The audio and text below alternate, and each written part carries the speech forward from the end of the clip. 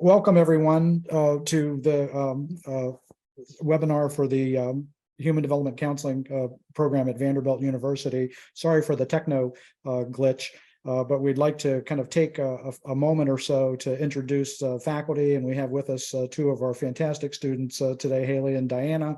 And then we're happy to take any questions that you have. We're actually going to be doing a second webinar which is the Welcome to Peabody seminar later in March to go over the program and additional information. But what we'd like to do right now is just take as many questions as we can to help you to make decisions about whether or not to accept the invitation to accept admission to Peabody at Vanderbilt. My name is Dr. Brad Erford. I'm the director of the HDC program. Have been here, this is ending my 6th year. But I've been a counselor educator for about 30 years at this point in time. I teach the glamorous courses, research and assessment, and have a lot of scholarship and research, writing lots of books in the counselor ed area, and then also publishing manuscripts that are basically around outcome research and counseling. That is, what is it that we know works in counseling? I'd like my colleagues to go ahead and take a round, and Gina, you're next in my queue here, so why don't you go ahead? Sure. Hi, everybody. I'm Gina Frieden. I've been on faculty for many years. I've served as past director in almost every role in the program. Right now, I'm serving as clinical coordinator and coordinate internship placements for dual and clinical mental health track students. My research interests are in the area of counselor training, loss, transition, and behavioral health. I teach courses that are fairly experiential, the counseling skills class, the field training placement classes, grief and loss, and advanced developmental counseling, and happy to have you guys here today. Karen? Hey everyone, I'm Dr. Karen Ennedy.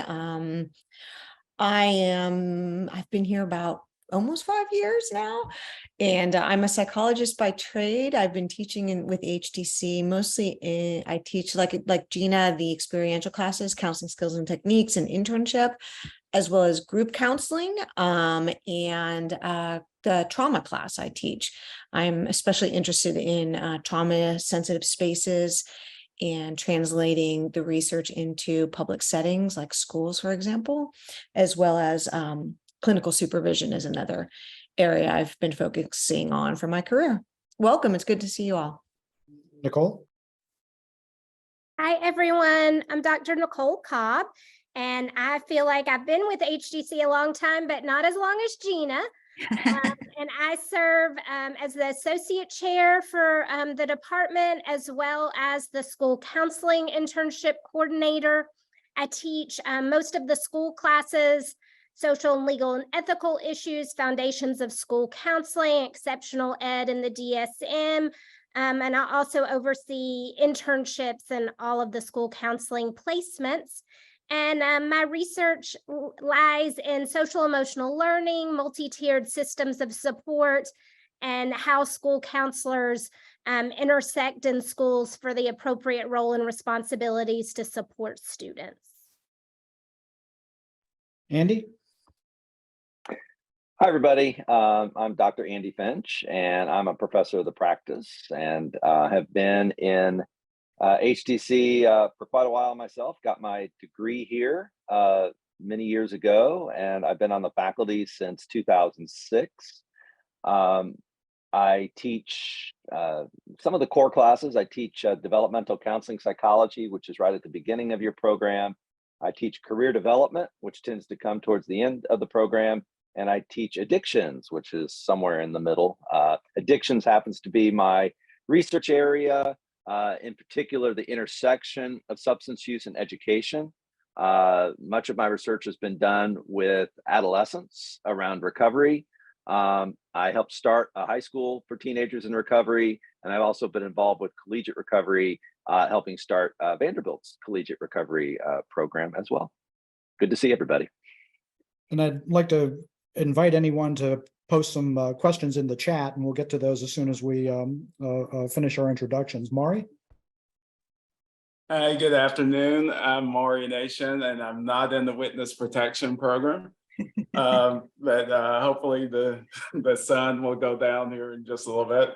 I have been at Vanderbilt for 20 years, and my training is as a clinical and community psychologist, but have lived mostly in the counseling world throughout my professional career. I think I will have contact with you guys mostly through a theories of counseling course that you'll have during your first semester.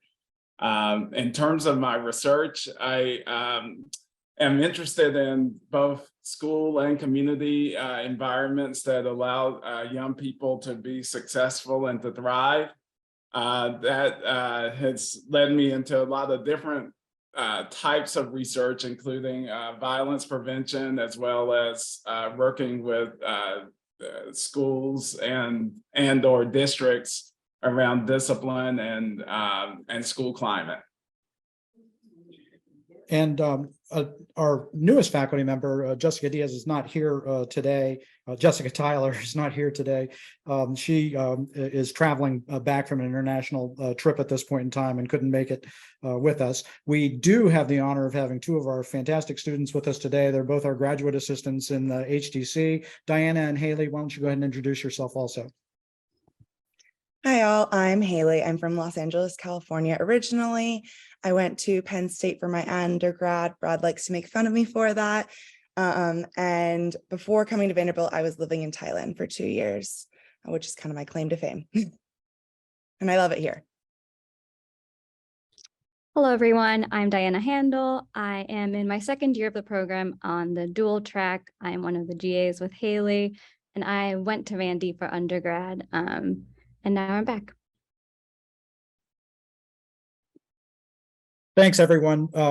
Just very quickly, would love to have everyone introduce themselves very quickly and just tell a little bit, maybe a sentence or two in particular, what university you're currently or have graduated from. Ainsley, you look like you're first in my box, so let's go ahead and start with you. Hi, my name is Ainsley. I'm a psych major here at the University of Georgia. I'm very excited for this opportunity. Wonderful. Darby? Hi, everyone. I'm Darby. I graduated in June from a small D3 school called Kalamazoo College, which is in Michigan. And I was a psych major, German philosophy double minor. Jessica? Hi, everyone. I went to University of Florida for my undergrad, and I had a degree in psychology from there. And then I've been living in Atlanta for the past 4 years. So I'm excited to potentially make the move to Nashville. Wonderful. Josh? Hi, everyone. I'm Josh. I'm a senior psychology major at North Carolina State University in Raleigh, North Carolina. And I'm happy to be here, and I'm minoring in sociology as well. Danny? Hi, everyone. I'm Danny. I'm senior psychology major at Vanderbilt University right here in Nashville, Tennessee. Looking forward to probably staying here. And I'm going to mess up your name. Is Yu Yi? Yeah, you're doing perfectly. Hi, everyone. I'm an undergrad student. I'm a psych and communication double major at the University of Richmond. And I'm from Beijing, China, so I'm an international student. Glad to be here today. Gunnar?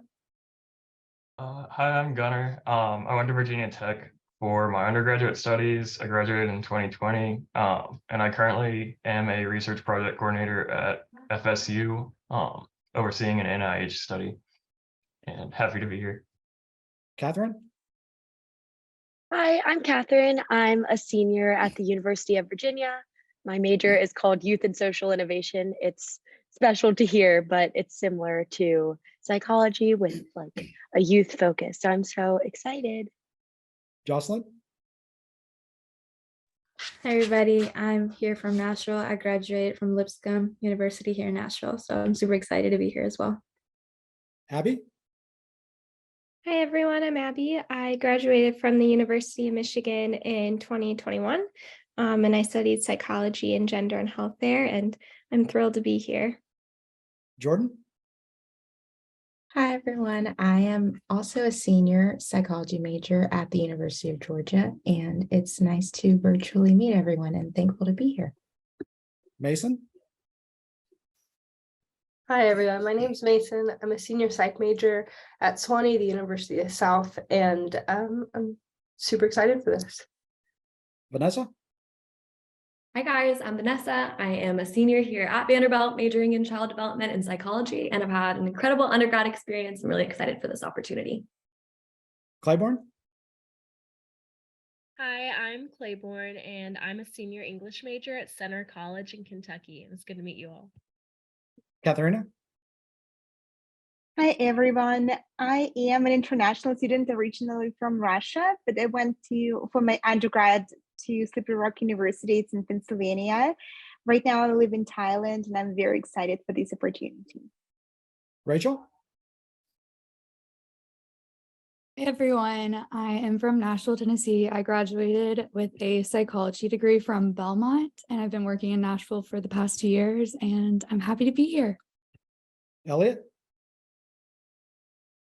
Hi, I'm Elliot. I just graduated in December from Texas A&M University.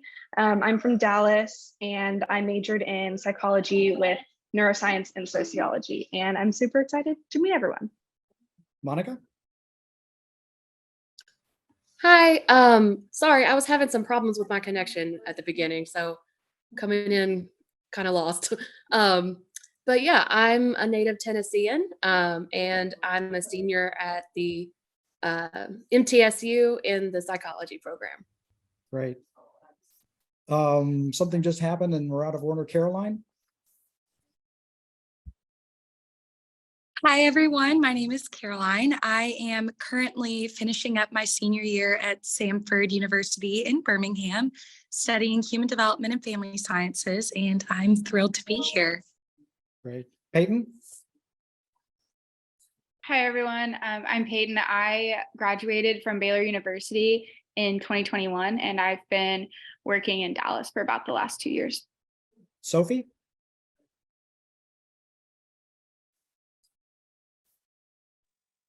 Oh, sorry, my connection has been pretty bad. I am Sophie. I go to Brandeis University near Boston. I am a senior currently, and I'm studying psychology and education studies. And Mason, did I skip over you? You popped into the box area there. No, I introduced myself. Okay. Anyone else that we forgot or didn't have a chance to introduce themselves? Well, as you can see from the diverse pool of universities that you're applying from, Vanderbilt University does not discriminate based upon universities that beat us regularly in football and basketball. But it's a fantastic to meet everyone, to have an opportunity to talk for another half hour, 45 minutes or so. And we'd really like to take this opportunity to certainly welcome you, but also to answer any questions that you might have about the program themselves, about the program itself. We don't have a slideshow presentation for you today. We saved that for the spring welcome weekend to go a lot more in detail as people are making final decisions, but we're happy to answer any questions that you have about HTC, about Peabody, about Vanderbilt, and about professional counseling in general, but hoping to answer questions that you have at the tip of your tongue that'll help you to make a decision to accept your admission to Vanderbilt University. So I'll pause there, and you can put these in the chat box, or you can go ahead and raise your hand or just go ahead and shout it out.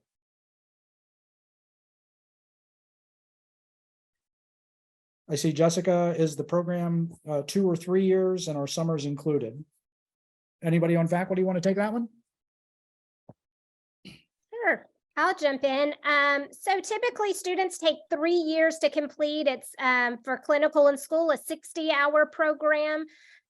For dual track, 63. Is that right, Brad? 66 starting this year. 66.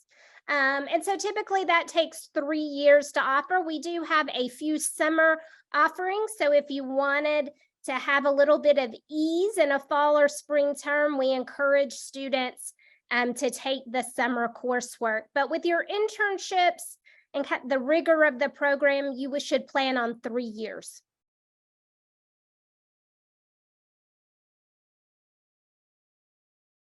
And if any of you have course credits bringing in, that can sometimes alter slightly to significantly what your program of study might be. So we do allow students to bring in up to 12 credits of graduate coursework that fit into the K-Corrupt accredited program curriculum that we have. And you're welcome to reach out to myself, and you'll be assigned an advisor as time comes for matriculation in August, and you can go ahead and get all that worked out, hopefully in your first semester. Other questions?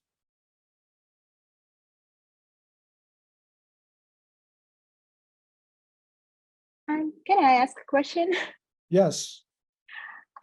Yes, thank you. I have a question about the assistantships, just to understand when would be the best time to start applying, as well as would it be better to just search on the website, because we did get the link in the first email where we can find that, or is it better to reach out to the department at first? So what is the best way of doing that? And what is the best time to start doing that? I can help answer that one. I would say best time would be now to at least start looking at them. And I think you mentioned that you had the link, because I can also send that in the chat. And I would look at those. I think it used to be different, where you would apply just one application and you would mention what you were interested in, but now they actually broke it down into the different offices. So I would look into those offices, see which ones more closely like align with your values, what you would like to do during your time here, and then I'd submit that application ASAP. All right, perfect. Thank you so much. Thank you. Anyone else want to chime in on graduate assistantships? I have a ton to say about it also. One thing I would say is totally agree with Diana, whenever you can express that interest, that's helpful, but it's also ongoing. So, even after you get here, even if you've gotten something or you want something additional, or you didn't get something and you were hoping for something else, there's research assistantships that open up all the time. It's semesters. Sometimes there will be some movement around TA-ships. So I think that's something that will be ongoing through your time in the program. And consider a wide variety of options. Work study is an option for many of you. There are graduate assistantships. Some have tuition, some don't. So there's most, I think, don't for master's students, but as you layer those funding sources together, it can be helpful. So I think broadly rather than just narrowly. Right, perfect. Thank you so much. So we do have graduate assistantships, teaching assistantships, research assistantships, and if you haven't finished living the life in the dorms, you can go ahead and do a residential assistantship. Diana would be very happy to talk to you about those. You're living in one of the buildings right now, right, Diana? Yeah. One of the first dorms, yes. Yeah. So the teaching assistantships oftentimes do not get assigned until like right before classes start. I mean, we were in orientation a couple of years ago, and all of a sudden people's phones started going off because they just started getting their email confirmations. There's like 25 or so TA positions within the HOD department. I saw over in the chat box, that a lot of them seem to be aimed at students outside in other departments. That's not an unusual thing. You're welcome to go ahead and apply for those, but there are also university-wide, there's Peabody-wide, there are departmental opportunities. And whenever those come up, don't hesitate to go ahead and put an application in, particularly if you're looking to either trade up or to get into your first position for those. The research assistantships, as Andy pointed out, there's just tens of millions of dollars of grants flowing through Vanderbilt at any given point in time, both on the university side and over in the medical college side. We have students that are doing research assistantships across the street with VUMC, the medical center. So don't hesitate to go ahead and put in for those opportunities. You know, they come up at any time because grants are always starting and grants are always stopping. So, you know, keep an eye on that Peabody website and kind of jobs boards around the college, because they do advertise those to make sure that students are aware of what opportunities are available. And some of them are, you know, $15, $16, $17 an hour for 10 or 20 hours a week. Shout out to Haley and Diana on that one, because they're working for us basically for a per hour rate over the course of 10 hours in any given week. But then others are, you know, like, you know, we'll have, as Andy pointed out, tuition that's involved in it, and sometimes fellowships. A lot of that money is aimed at the doctoral level fellowships, but you know, there are some of those opportunities that are available for master's level students. We have a Thank you so question much. in the chat about what a typical week looks like with your schedule. So I'll start and then others jump in.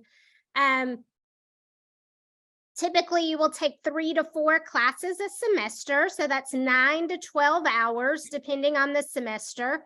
And each class is worth 3 credit hours. And you have, if it's a weekly course, you'll meet 3 hours a week. If it's a weekend course, it's 3 weekends across the semester, which is a Friday night and all day Saturday. And typically with your courses, there is a lot of reading and writing and homework and activities. So we encourage people to dedicate about 2 hours per week per class to prepare for what you have due in class. We don't regurgitate all your readings to you in lectures. We build off of that. So we plan our instruction that you've come to class having done all your reading and activities and are ready to jump off from there. Across the college are many, many activities. There's always lots of programs, lots of things to do.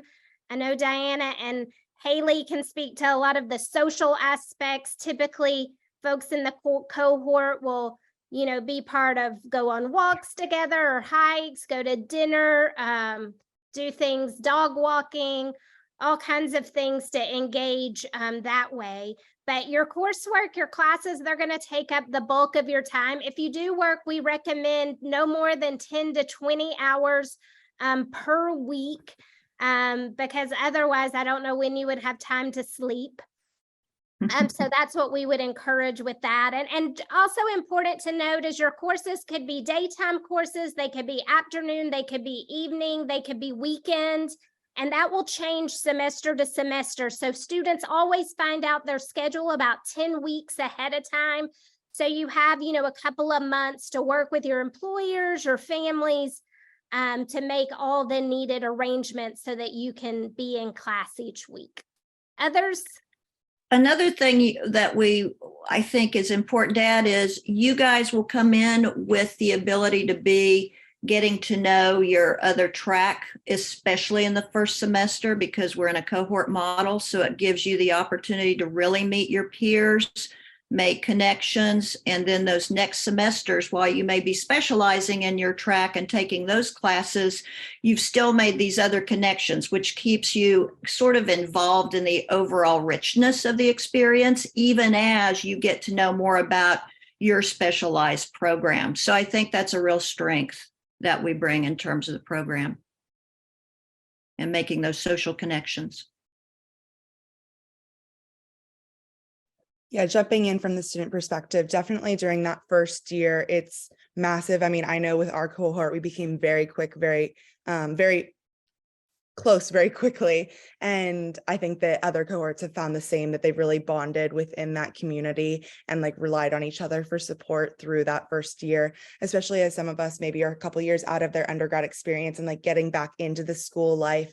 That was really helpful. And I think Nicole really described the week well for a first year of like taking your classes. And then when you add in those internships, that might be 2 to 3 days a week, but you really do start to get used to the flow. At least I've noticed, and I think a lot of my peers have as well. It becomes busier, but you become more confident in it, and it just kind of feels like life.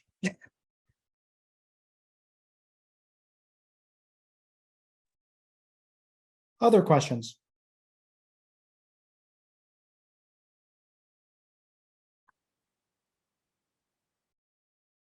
No one has asked this, but I think it's important and a strength of our program to talk about the internships. So I'll start with the school, and Gina, I'll go to you for clinical. But if you are school or dual track, you will have 800 hours of in-school experience by the time you graduate. And so that really sets you apart from your peers. Your first internship is 200 hours, and then your second and third is 300 hours. And most of those are done in our local public school, a variety of elementary, middle, and high school options, also with charter schools. And so as Haley said, once you start internship, you know, schools are open during the day. So you're typically there 2 to 3 full days a week. And then internship is also a class. So you meet on campus with your peers and an instructor for 90 minutes each week to debrief and go through those cases and things that you're seeing at your site. So then you can begin to apply the theory and techniques you learned into class with your actual clients. Yeah, and I would add to that, Nicole described well the overall hours involved. So 200 in internship 1 for clinical mental health, and clinical mental health is doing internship 1, and then in internship 2 and 3, dual track students will join in that clinical experience because they're getting both of those experiences. And that final year is 600 total clock hours with 240 direct hours during that period of time. Clinical mental health placements, there are a variety you can do, from private to group practices, to community organizations, to mental health clinics, to behavioral health. So, and for clinical placements in schools as well. So there's lots of different contexts and opportunities. And we're in that process right now. And it's really thrilling to feel and talk to people out in the community who are coming on board for the first time as a site partner. That's really one of the fun parts of doing the clinical coordination, is getting to meet the people out in the community and then helping students figure out what a good match for them is as they think about what they want their journey to look like. The other thing I would say is there's opportunities to experience different types of ages, clinical concerns that you might see. You might do one placement internship 1 and do something else in internship 2 and 3. So it's really, really valuable to get out and do these experiences at the same time that you're still under supervision at the site and you're getting supervised and doing the internship seminar with faculty. So great experience, I think. When we get into those field experiences, you really see how the coursework you're doing lines up with what you're learning. So you can see that there's 600, 700, or 800 hours for school, 800 hours for clinical mental health, and dual actually have 1,400 total hours. Nicole answered the question over around cohort size and so forth. We're hoping to bring in a class that's a little bit south of 45 total for the across the 3 tracks for the group that's coming in. That's about the same size as was last year, and about the same size as the year before. I also saw something around, and Gina and Nicole, you may want to address this, how much say do people have in internship placements? Well, in clinical, they have a lot of say. I mean, there's 2 things there's many things we look for in a site, but 2 things: those sites have to be able to have enough hours for students to do their direct counseling, indirect and direct counseling experience there, and they have to be able to allow and commit to supervision of our students. But within that, if there's a site a student's interested in that's not necessarily in our site book, we can follow up and pursue that and see if it would be an opportunity that we want to bring on board. So there's some flexibility there. And I would say, Gina, go ahead. No, I was just going to say, Gina, though they probably aren't that aware of the site book. Oh, yeah. And I should have Diana talk about that too, but we do have a listing of the sites we've used in the past and are using currently. We're constantly updating that. So there's a procedure, a process in place where you are able to review and look at these sites and narrow them down. talk with me as coordinator and we'll figure out a strategy for the top 4 or 5 placements you want to look at. And at that point, you may go out and then interview with the sites and see if the match between you and that site is something that you're interested in. And then we follow up again to make sure that they're meeting requirements we need them to make.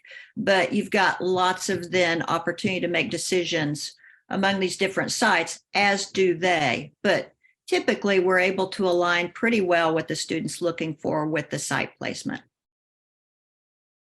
And school is just a little bit different. You can put preferences in for the type of school you hope to be in, but I work with the HR departments of all the large school districts that surround Nashville. And at the end of the day, they place students. Some schools require interviews, some just accept a placement, but we'll do the best we can to get you in the type of school that you want. But at the end of the day, our priority is to get you a placement so you can accumulate those hours and stay on track in the program.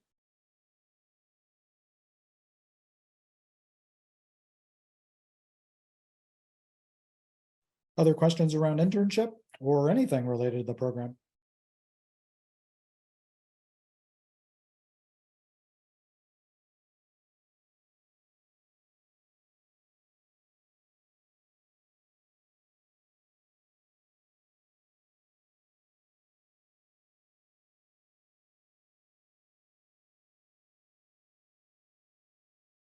Go ahead. Hi, because I'm an international student, I'm really curious about the outcome for international student coming out of graduating from this program. Like, do they usually practice and stay in the United States, or do they go back to wherever their home country is? Because I would like to just like have more opportunity working in the US. So I'm just curious about like the international student outcome. And I know the program just turned to a STEM designated degree. So I know things may be a little different this year going on, but I'm just curious about the past. Thank you so much. Anyone want to snag that one? I think currently, from a past perspective, all of our students have gone back to their home countries to work. You know, we don't know how that will change for the future. You know, hopefully with the shortage of counselors across our state and the US, clinics and schools will be more open to sponsoring international students for that time, that with the OPT and beyond. So we're hopeful. Yeah, I'm noticing a number of clinical students that do stay for a year, depending on what they're thinking about doing. We've had a few that went on for PhD programs. We've had some that stayed and then went to their home country. So it varies quite a bit, but typically I'm seeing most folks looking at staying for a year. And for those of you that aren't aware of the change in STEM designation, we've become the first K-Corrupt accredited program in the country that has changed to a STEM designation for our counselor education program, which allows for international students to stay in the United States for additional training for up to 3 years on the CPT option. So it's a fantastic opportunity for people. I'm seeing a couple of other things in the chat box. Brad, there's one on clinical mental health track and preparing for licensure requirements in multiple states or just Tennessee. So we've just gotten a counselor compact that will probably come through in November, but there is now portability among some states in terms of the ability to move between states. However, you still should get licensed in the state. Like, we prepare for licensure in Tennessee. We're also K-CREP approved. I've been doing this for many, many years. I have yet to see a student not be able to get licensed in another state. There may on occasion be a class they need to pick up or some more hours they need to pick up. We can't always say what another licensure board's going to do in another state. But in general, that transfer has been going well. It's going to get even better with portability in the counselor compact. So I think that's going to give folks leaving the program lots of opportunities in terms of where they want to be and what they want to do. Ultimately, you still do need to get licensed in your state and then move from there into your next possibilities. So wherever you go, you're going to get licensed. So one of the strange things about the counseling profession is there are about 57 different licensure laws in the United States for professional counselors. So the program here is designed specifically for educational requirements in Tennessee. And then there's a substantial postgraduate number of hours that need to be accumulated before you're able to sit for licensure. It's different from state to state. And so if you know where you might want to go back, or a couple of states that you might want to set up shop at, definitely get as much information as you can right now at the beginning of your program about what kind of ancillary little ticky-tack requirements they're going to require for you, so that you can knock them out while you're still in training and then be licensure eligible whenever you go ahead and make application to those other states. I saw a question about the dual track and multiple licenses, and yes, this does the dual track. When you're finished, just like the school track, you are licensure eligible in Tennessee for school counseling licensure, and you're also licensure eligible with the educational requirements in Tennessee on the CMHC track. Again, there may be some additional requirements that you need to meet in order to qualify for licensure in a state that you might move to, but these are designed specifically to help you to get licensed in Tennessee.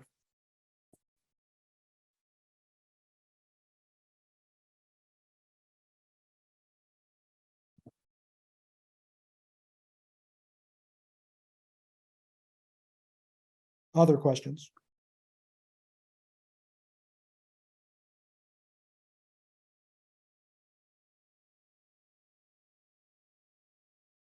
Go ahead, Gunnar.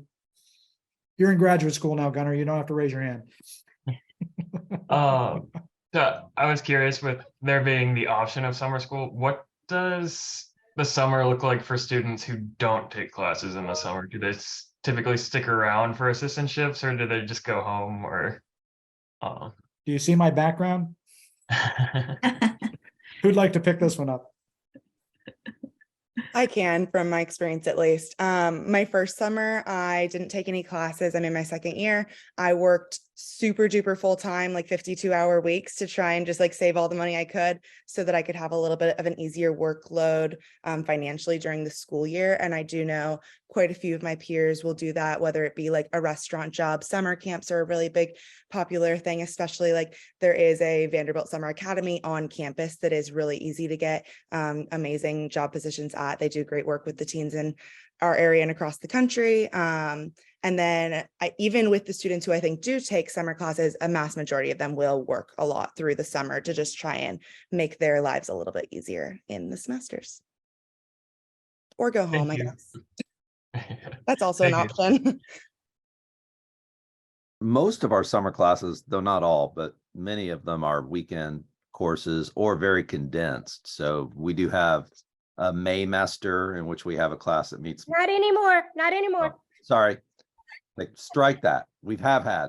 There is one at Vanderbilt, but we typically have them on weekends. So there is time, I guess is my point. It's either condensed or offered kind of on a weekend so that you have time, even if you are here in Nashville and you are taking coursework. I don't think you would find the academic schedule quite as onerous as it is in fall and spring. Thank you.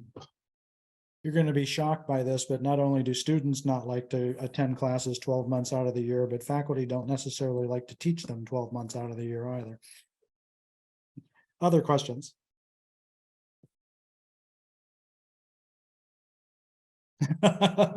Ooh, the dark question. Okay, who'd like to go ahead and handle parking? I get a lot of steps in by parking in the neighborhoods. So I make it my goal to never pay for parking, but once in a while I have to. But if you give yourself enough time, you can find stuff on the street. And I can't speak to student prices, so maybe Haley or Diana could. I was just going to say, though, for those of you who are at the large state schools, this is easy parking compared to a lot of, at University of Florida, I heard someone, this is nothing compared to. It was horrible. Parking Yes. there was horrible. So you can pretty much always find a parking space. You may have to walk, but you can at least find one. And if you do have if you buy a parking pass, once again, always will find parking. It is quite expensive. I find that I'm quite lazy, and so it's worth it for me to just park super close to my building, walk in and out, I'm done. But also a lot of students will live close to the campus so that they can walk to class. I know that for internships, not having a car, personally, I couldn't imagine transportation. Public transportation in our city is not great. It's there, but I wouldn't recommend it for like consistent use. But I know a good amount of students that live really close to campus and walk to class to save parking. And we do have a lot it's quite far away, maybe 1.5 miles, but there's a free shuttle that runs from that. That is for students or faculty. And I think that shuttle runs like every 30 or 45 minutes. So if you plan enough time, you can park free that way. But as Haley said, once you hit internships, you're going to have a car. Very few internship sites are on a bus route. So you'll definitely need a car when it comes to internships.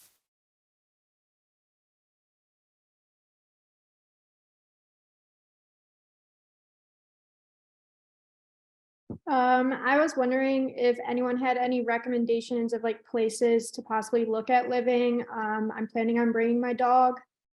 So that's kind of a big thing and it might be kind of difficult, but I was wondering if there's certain places that I should look. I don't know if they sent it out with this email, but I know when we were admitted, they sent out like a whole housing document. I assume that if you don't have it right now, that you might get it in the next couple of weeks. And there was a ton of recommendations on there. With animals, I found that Nashville apartments are actually really great and have animal friendly places. It just might be a little bit more expensive, but housing in Nashville is not all that cheap right now anyway. So you're going to be paying a pretty penny probably regardless, unless you live far out. Diana or Haley, how do incoming students find each other? Like I often see that three of them are living together and school hasn't even started yet. Like how are they finding each other to do that? I know that there's a website where you can find either housing and or housemates and roommates. I don't know where to access that, but I can try finding it because I know that it was a presentation I saw when I was first coming here. They'll send admissions will send that out. If they haven't yet, it's coming. There also may or may not be a Facebook page already made for the admitted Peabody students. I don't think that it was HTC specific, but Peabody, and that would be an easy place to connect with people. Often people will say like, I'll be looking for a roommate, and they'll kind of give a description of who they are, what they might be looking for in that. But that is a good point, Karen, that a lot of our cohort members, especially the first year, was quite cute. There was a whole little house of friends living together, and it was nice for us too, because we got the invite almost always as the cohort friends. It's also good to reach out, amongst people that are coming in if you want to make connections and arrange for apartments, because if people are looking, they may find a place that's for 3 or 4 people. And it is, magnificent to be able to, live with people that you're going to be studying with for a few years. It can be, very enlightening and very tolerance enhancing. We have a couple of folks that are second years now. Hey, if somebody from Virginia Tech and UVA can live together in harmony, it's got to be a good thing. Got to be a good thing, right? I saw something over about 3 years, and Nicole responded that it's unusual to graduate in less than 3 years. Usually that's definitely true. The only time that there might be an exception is if you come in with time served, like if you got 9 or 12 graduate credits that you're bringing in, we may be able to work it out so that you can, get your internship in and get out, within 2.5 years. But that's an unusual situation. It usually is a 3-year adventure that you can count on here. I do have, as there was one question about what is your semester to semester um, schedules look like across the three programs. Here's the program of study for school counseling. This is actually the 2-year schedule. It's moving to a 3-year program. I don't have that one loaded in at this point, but here's what CMHC looks like over the course of a 3-year program or 3-year schedule. You can see it's generally 9 to 12 credits. You start your internship in the 4th semester, which is the spring of your 2nd year, and you see that there's 9 credits with elective and 1 required course in your internship in the 3rd year. And that's really a full load, because when you think about being out in your internship site for 3 days a week, pretty much, and then you've got a seminar back on campus for your internship, and you've got another elective and another required course that you need to get in. I mean, that's going to be a pretty good load in your final year. This again will be information that we share in a much more detail whenever we get to the March meeting. Here's what the dual degree program looks like. Again, this will be modified slightly because we need to add 1 more required course to it. So it's moving from 63 to 66 credits because school is moving from 48 credits to 60 credit hour program starting in fall of 2023. That's a CAQREP requirement that all programs be at least 60 credits.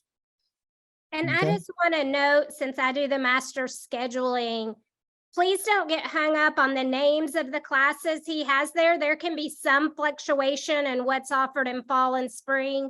But again, you'll get your specific course offerings about 10 weeks out each semester with directions on what you should register for and where there's options, like what are your elective options. You could take electives out of program. But if you're just trying to get your head around it, 3 to 4 classes every semester, fall and spring, maybe a course in the summer, and knowing that once your internships start, you know, you are spending a chunk of time, 2 or 3 full days a week, 8-hour days at the internship sites. Now for clinical, I think some of those can be nights and weekends depending on the clinic, but quite a full schedule.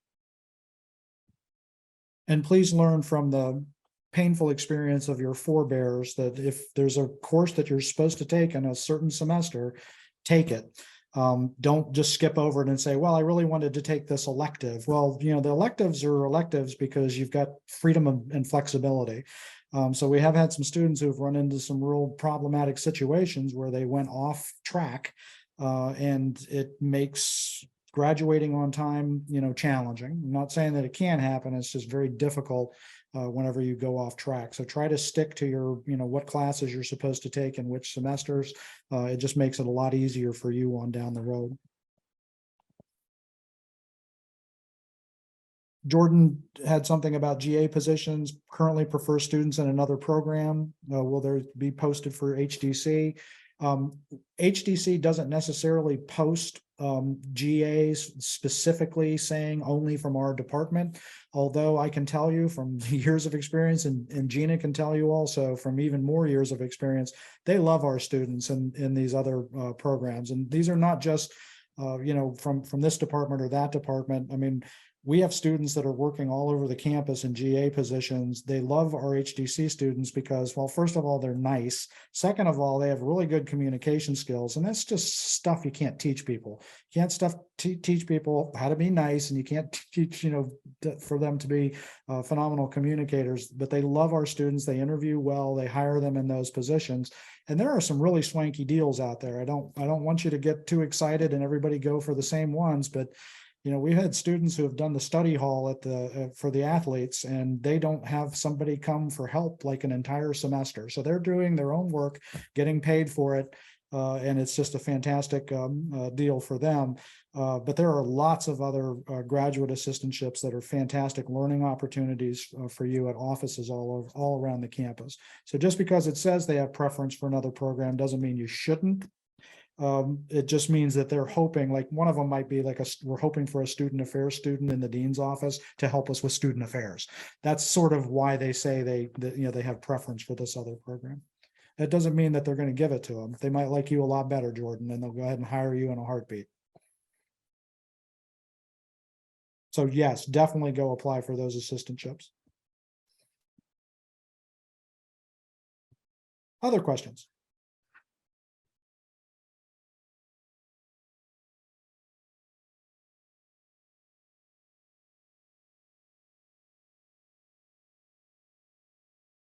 as we're getting to the point of diminishing returns and in our last 2 minutes or so, if there are no final questions, I'm going to pause for 5 seconds to see if there's a final question.